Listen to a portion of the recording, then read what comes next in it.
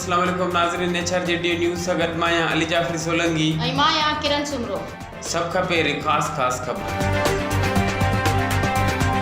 सिंध हुकूमत बाख्तियार मकानी इदारा क़ाइम करण जी पाबंद है। मास्टर प्लान जोड़ण उन ते अमल कराइण मकानी हुकूमतन जो अख्तियार है। मकानी हुकूमत जो को भी नओं मनसूबो सूबाई हुकूमत शुरू नथी करे सघे। सुप्रीम कोर्ट सिंध में मकानी अख्तियारन जी मुंतकिली बाबत MQM जी दरख़्वास्त उकलाए छॾी। सिंध लोकल गवर्नमेंट एक्ट 2013 ऐं 75 कालदम करार चीफ जस्टिस गुलज़ार अहमद फ़ैसिलो ॿुधाईंदे चयो त आइन तहत मकानी हुकूमतन जी माली इंतज़ामी ऐं सियासी अख्तियारन खे यकीनी बणायो वञे।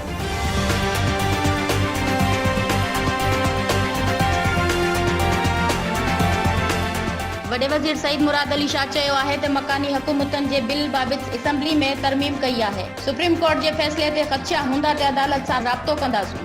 हिननि जो वधीक चवणु आहे त मुल्क में गैस न पर हुकूमत जो बहरान आहे।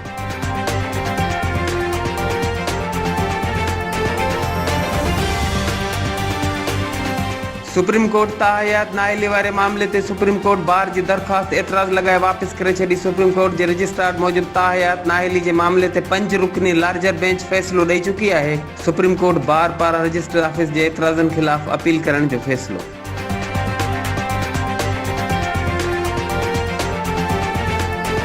बिजली अघनि में वाध वधीक ₹3.10 वाध थींदी। नेपरा बिजली जे अघनि में वाध बाबति पावर परचेसिंग एजेंसी जी दरख़्वास्त ते ॿुधणी मुकमल करे वरिती। नेपरा इख्तियारनि मूजिब डेटा जी जांच पड़ताल दौरान बिजली जे अघनि में वाध ₹3.10 बणिजे थी।